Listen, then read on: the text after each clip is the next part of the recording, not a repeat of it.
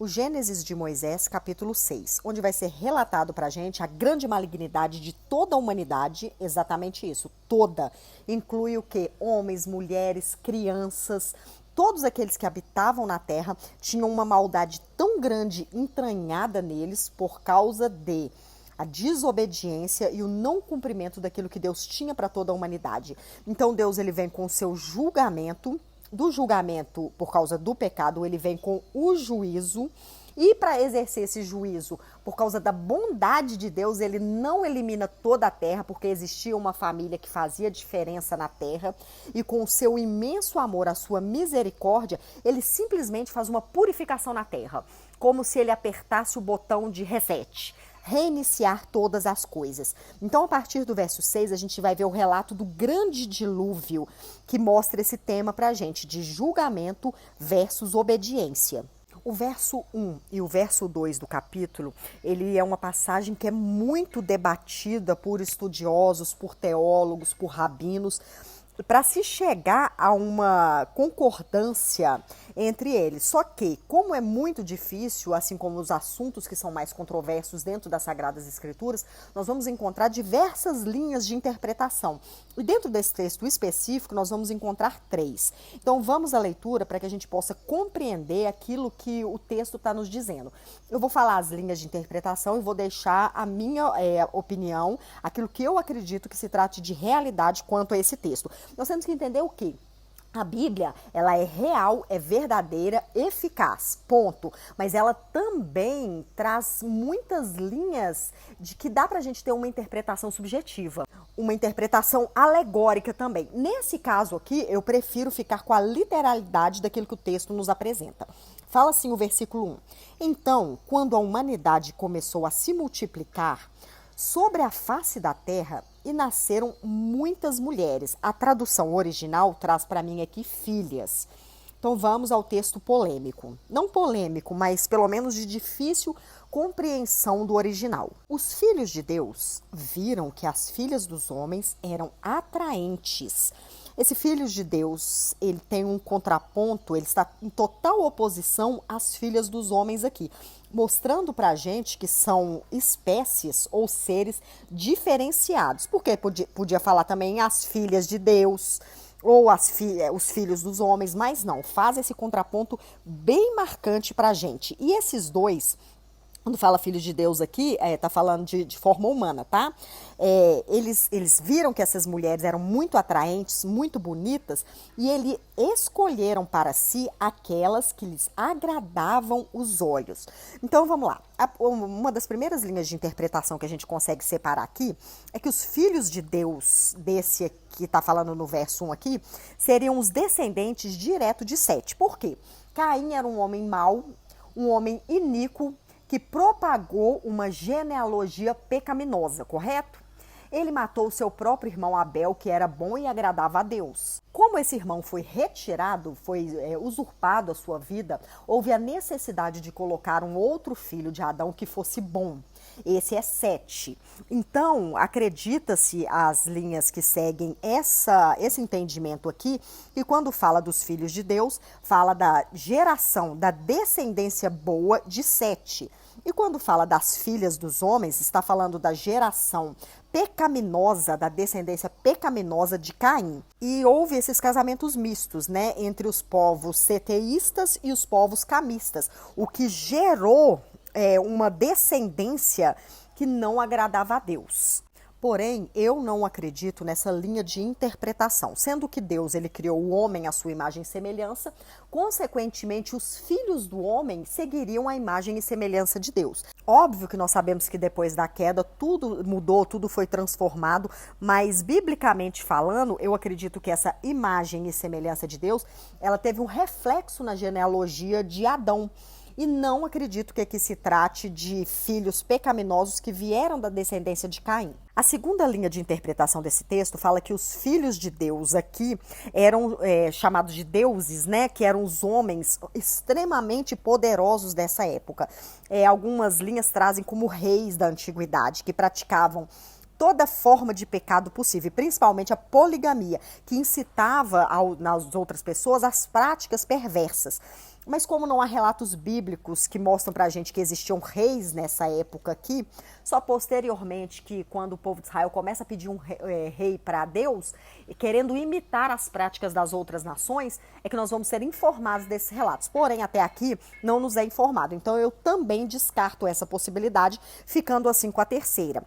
E quando fala filhos de Deus, aqui está falando para a gente de anjos caídos. Então, muitas vezes, nós esperamos ler nas Sagradas Escrituras demônios, potestades, principados, ossos dominadores da maldade, poderio desse mundo tenebroso, só que eles foram criados por Deus para serem anjos, depois que eles se rebelaram, e nós vamos saber que é mudado esses termos, principalmente através da vida do apóstolo Paulo. Mas aqui, quando nós vamos ler a Escritura do Velho Testamento junto com o Novo, porque a Bíblia ela é só um livro que se completa, e nós encontramos respostas para alguns questionamentos em outros livros. Eu vejo no livro de Jó, eu vou dar 2 referências do livro, tá? Jó 1,6 fala assim: certo dia, os anjos, isto é, os filhos de Deus, vieram apresentar-se perante o Senhor. Então eu já tenho uma referência que os anjos são chamados de filhos de Deus. E também, além dessa referência de Jó 1,6, eu tenho referência de Jó 2,1. E eu gosto muito da referência de Judas 6 e 7. Que também fala dos filhos de Deus sendo chamados de anjos.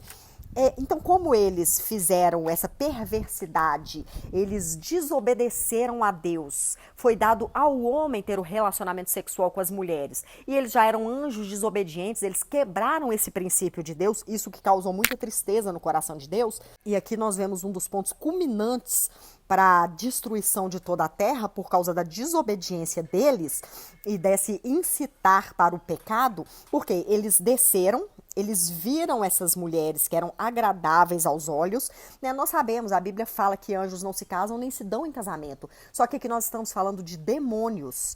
Eles eram seres espirituais com características angelicais, porém eles foram degradados por causa do pecado. E dentro das Sagradas Escrituras nós sabemos que aqui não me fala se eles tinham o seu corpo físico como anjos, ou se eles possuíram corpos de outros homens para poder seduzir essa mulher. Nós sabemos que espíritos, eles não têm um corpo físico e eles precisam possuir um corpo para poder ter as suas ações aqui na Terra. Então, pela probabilidade, eles pegaram corpos humanos, possuíram eles para ter relação com essas mulheres que eram agradáveis aos olhos deles.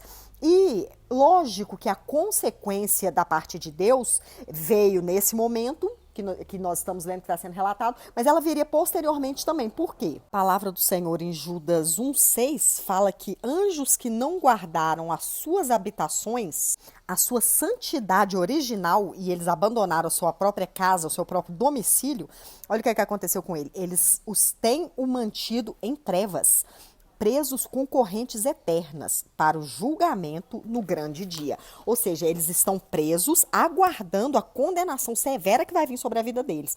E 2 Pedro 2,4 fala que Deus não os perdoou e eles estão esperando o dia do juízo. Então o Senhor, com o seu rigor, ele exerce o seu julgamento e o seu juízo sobre todos aqueles que vão contra as suas ordenanças e contra os seus mandamentos. Óbvio que contra os seres humanos que desobedeceram, mas também contra esses seres angelicais ou demônios, né, que causaram essa ruptura na ordem que Deus tinha dado, de apenas homem e mulher se tornarem uma só carne. Então, quando eles acham elas atraentes, não está falando que é só para observar e só achar bonita. É lógico que eles teriam relacionamento com elas. O verso 3, então declarou o Senhor, por causa da malignidade do ser humano mortal, ou seja, de toda a humanidade, o espírito que lhe dei não permanecerá nele para sempre. Aqui está falando do sopro de vida. Nós sabemos que somos seres tricotômicos, nós somos compostos por 3 partes. Nós somos um espírito, que habitamos em um corpo físico, que possuímos uma alma. Fora esses 3, é soprado em nós o fôlego de vida, o ruá, o fôlego, o sopro, aquilo que nos concede a dádiva de estarmos vivos. Quando nós aceitamos Jesus como o único e suficiente Salvador da nossa vida, vem o pneuma, que é o Espírito Santo de Deus. E o Senhor falando desse ser que não viveria para sempre. Então, que o Espírito não viveria nele. Portanto, ele não viverá além de 120 anos. Ou seja, aqui vai ser o máximo de vida que o ser humano teria, ninguém viveria mais do que isso, só que nós vemos que mais para frente outras pessoas viveram mais do que essa ordem dada por Deus. Mas existe uma outra linha de raciocínio que eu gosto bastante, que é que, a partir desse momento que o Senhor declarou essa palavra sobre toda a terra, não passaria 120 anos a que o juízo de Deus chegasse em toda a humanidade.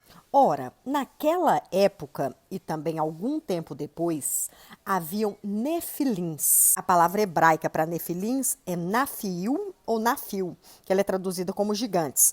Ela vem do verbo hebraico nafal, que significa cair ou ser lançado no chão. Então pode fazer alusão aos anjos caídos, ou seja, é muito mais fácil da gente compreender dessa forma. Mas seja qual for o sentido, esse versículo vem apresentando para a gente uma memória em comum que os povos primitivos costumavam ter. Vamos acabar de ler para você compreender. Existiam esses nefilins na terra, que são caídos ou também depravados.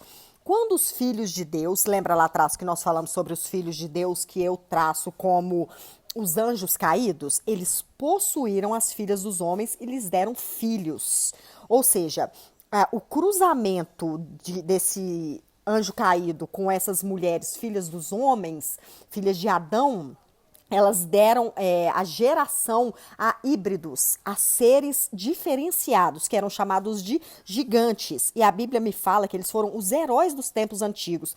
Mas a gente não vê esses heróis aqui como homens bons que faziam a vontade de Deus. Por quê? O texto fala que eles eram rudes e eram muito famosos. Então, por isso que a gente compactua o texto bíblico com os relatos primitivos, as culturas antigas, principalmente as pagãs, que vêm com suas lendas sobre esses homens gigantes que existiram sobre a terra.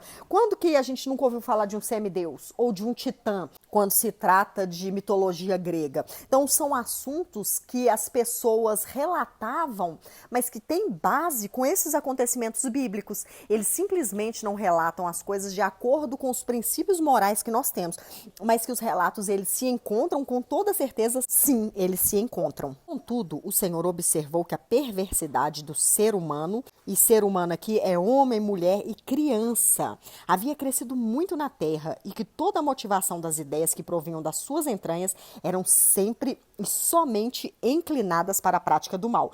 Todo mundo era mau, todo mundo era perverso, todo mundo lutava pelos seus próprios interesses, querendo prejudicar aos outros. Por isso que nós temos que ficar atentos com a palavra de Deus, que nos dá indícios de quando Jesus voltará.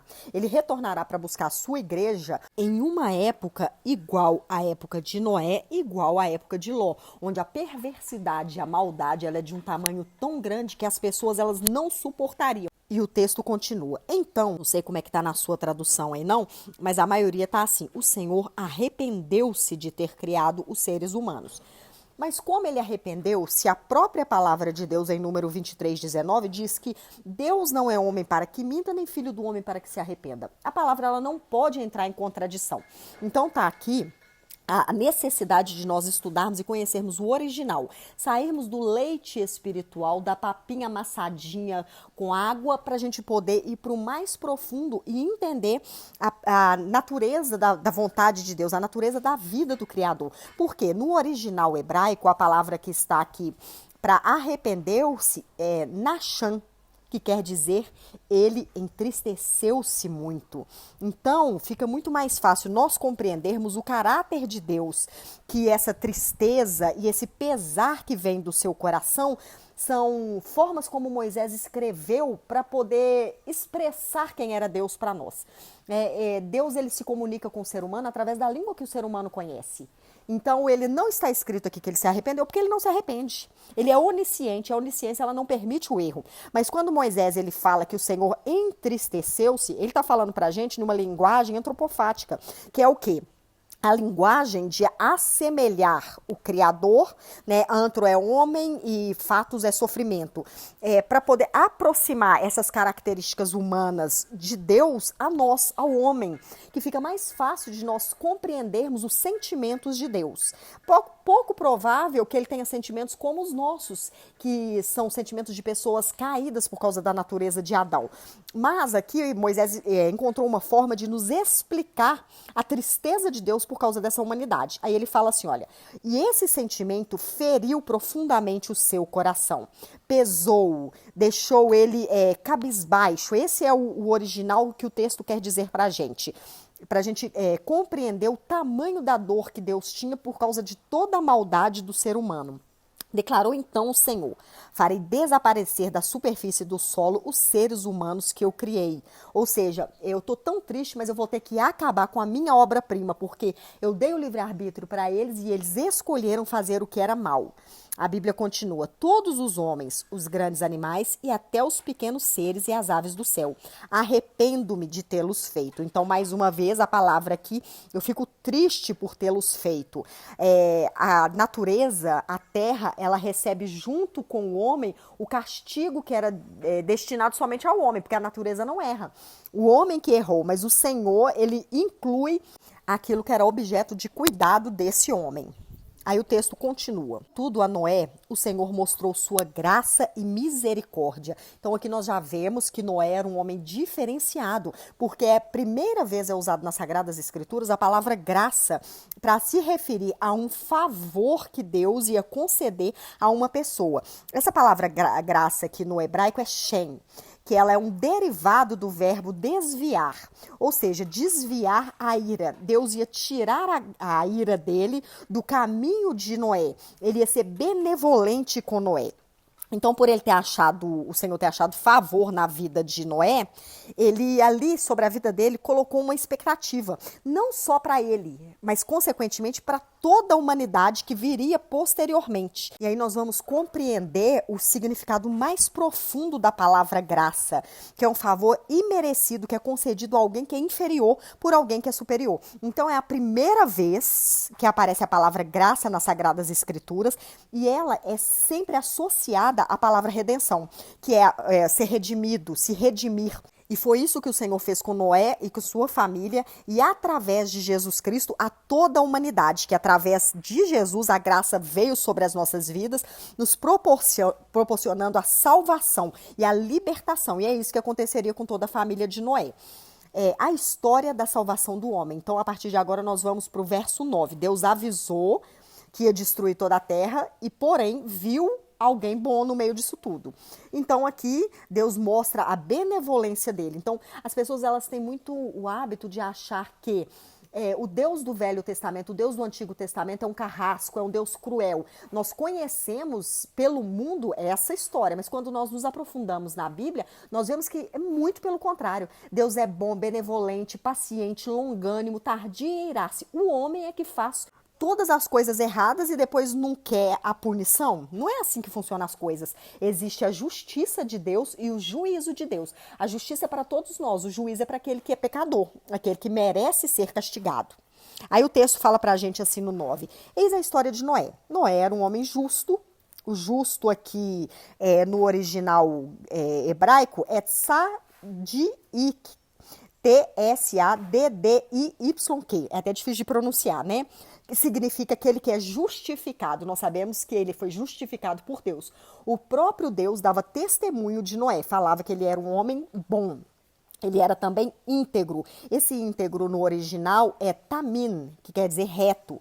Entre todos os seus contemporâneos, e Noé andava com Deus. Ou seja, ele tinha relacionamento íntimo com Deus. E esse ser íntegro e ser reto aqui nos passa a ideia de ter uma maturidade, uma completude, ser um homem bom, de caráter inteligente e sabia que deveria obedecer ao próprio Deus. Noé gerou 3 filhos. Sem, o nome Sem significa fama, prosperidade. Cã, aquele que é quente, e Jafé, abraço. Então, nesse verso 10 aqui, nós vemos a apresentação da árvore genealógica de todas as nações pós-diluvianas. Segundo as tradições, os descendentes de Jafé, eles foram para a costa do Mediterrâneo, que é o norte da Europa e algumas partes da Ásia.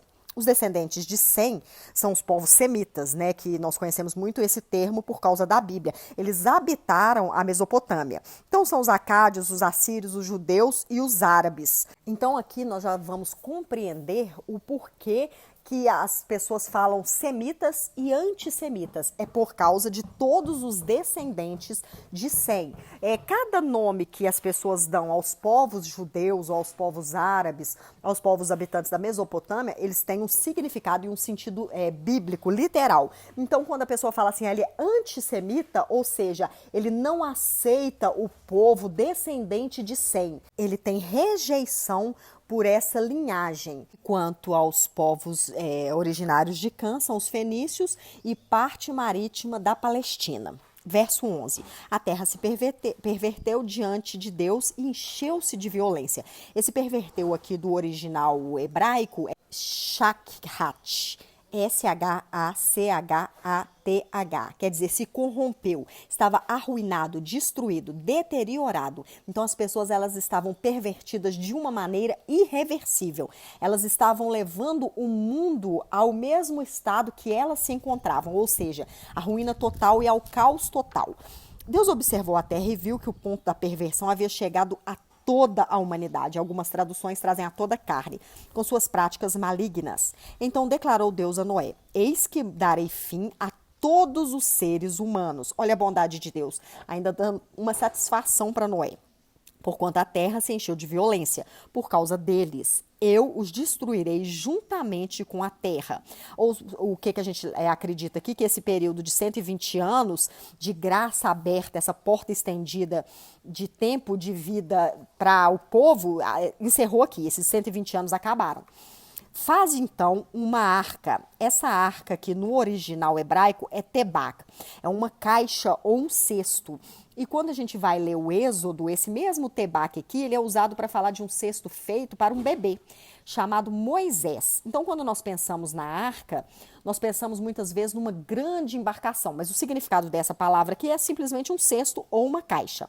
Então, Deus instruiu Noé para que ele fizesse ele com caniços e calafete eles com betume por dentro e por fora, ou seja, passa um tipo de piche por dentro e por fora para poder vedar ela de todas as formas. E quando nós falamos em uma embarcação ou em um barco em si, a gente pensa em polpa, proa, nessa mente que nós temos, nas coisas que nós conhecemos, que é feita para navegar. Só que o que nós temos que ter em mente? Que a arca ela foi feita para flutuar, simplesmente ser um objeto de resgate para a criação e para Noé e sua família. No verso 15 é relatado para a gente qual que seriam as medidas dessa arca, que são 135 metros de comprimento, 22 metros e meio de largura, 13 metros e meio de altura, que tinha vários compartimentos e 3 andares. Aí o Senhor continua falando para ele, olha, e você fará no teto para a arca e arrematarás um côvado mais alto. Vai fazendo a entrada da arca pelo lado e farás um primeiro, um segundo e um terceiro andar. Então, o que a gente sabe aqui? Que tinha que ter uma abertura, no hebraico é tsohar, que tinha aproximadamente 45 centímetros na parte superior da arca, que era para ter circulação de ar conforme ele ia batendo para não desestruturar a arca. A gente consegue compreender a capacidade que Deus ele concede às pessoas e os talentos que ele dá para seguir as obras que ele planeja através das nossas vidas. Então a gente vê aqui um Noé, que é um engenheiro náutico, que ele nunca tinha visto uma arca na vida dele. Então o Senhor fala com ele, ó, você vai fazer uma caixa com essa medida. Então o Senhor, através dos dons e com certeza o Espírito Santo de Deus, ele dá essa capacitação para Noé construir algo que nunca existiu na história da humanidade. Aí o verso 17 fala pra gente assim, da minha parte, ou seja, do hebraico a gente está vendo aqui que está tendo grande ênfase para mostrar que é Deus que está fazendo o dilúvio vir sobre a terra. Não é algo aleatório, um fenômeno da natureza que aconteceu só porque quis ao acaso. Não, da parte de Deus o dilúvio viria, muitas e muitas águas encheriam a terra, a fim de que exterminassem debaixo do céu toda a carne que tiver fôlego de vida. tudo o que há sobre a face da terra deve morrer. Estabelecerei a minha aliança contigo. Então é a primeira vez que nas Sagradas Escrituras é relatado a palavra barit, que é um pacto, uma aliança, que é uma promessa que o Senhor ele está estabelecendo com um homem, que a partir daqui ele só está falando que vai ter essa aliança. E todos os detalhes, todos os tópicos desse pacto que o Senhor está estabelecendo com o homem, eles seriam relatados pós-dilúvio, mas aqui é informado o que ele precisa fazer. Um pacto, um tratado, uma aliança, ela é nunca feita somente com uma parte. Existe um acordo, um tratado, as duas partes têm que concordar com ele. Se Noé falasse aqui para Deus, não, eu não quero esse pacto com o Senhor eliminaria Noé também. Então tem que ter acordo, tem que viver com o mesmo pensamento para que uma aliança dê certo. De tudo que vive, de tudo que é carne, você vai fazer entrar na arca 2 de cada espécie, um macho e uma fêmea. Então, a partir daqui, nós somos informados que haveria necessidade de um resgate de um par de cada animal, para quê? Um macho e uma fêmea, para poder procriar pós-dilúvio. Só que muitas vezes nós ficamos com essa imagem de uma arca com um casalzinho de cada animal enfiado lá dentro e por não conhecer o texto bíblico, nós não sabemos que existiam outras espécies de animais que teve a necessidade de entrar mais do que 2 pares. Então nós vamos ver isso posteriormente no texto bíblico, que eram animais para serem oferecidos ao Senhor. Mas até aqui, então, nós sabemos que existia a necessidade de um parzinho de cada um, de cada espécie de animal, de ave, cada espécie de réptil, de solo, virá contigo um casal, para que os conservem em vida. Quanto a ti, reúne todo tipo de alimento, armazena-o, isso servirá de alimentos para ti e para eles. Existe uma espécie de réplica dessa arca que é construída, se eu não me engano, nos Estados Unidos, que tem um primeiro andar, mostra, como diz o outro lá, os tapaué, tudo reservado de comida. Eram muitos e muitos vasos, que eram assim que eles armazenavam, né? Repleto de todas as formas de alimento que existiam na época. E óbvio que o Senhor, ele colocou no coração de Noé a quantidade de alimentos que precisava dele levar, porque ele não foi informado até então quanto tempo ia durar esse tratado de Deus para eliminar a humanidade. Então Noé fez tudo conforme o Senhor Deus lhe tinha ordenado e ele concluiu a sua obra. Então a gente vê, segundo Hebreus 11, que Noé, ele foi movido por uma fé extraordinária. Como assim vai fazer chover se nunca tinha chovido na terra? Como assim construir uma arca se eu nunca vi um barco parecido? Não existia essa possibilidade de Noé conhecer uma embarcação tão grande quanto essa que Deus mandou fazer. Então nós vemos que Noé ele foi salvo mediante uma fé de um resgate para toda a humanidade. Então assim que as pessoas do tempo antigo, antes da vinda de Jesus, elas obtinham a salvação. Porque nós sabemos hoje que nós só obtemos essa salvação mediante a fé em Jesus Cristo, Filho de Deus. E como antes Jesus Cristo não tinha vindo encarnado, eles acreditavam na promessa de um Messias que haveria de vir para resgatar toda a humanidade. E nessa época aqui, que ainda não sabiam da necessidade de um Messias, eles tinham uma fé absoluta no Criador. Por isso, a obediência ela é fundamental.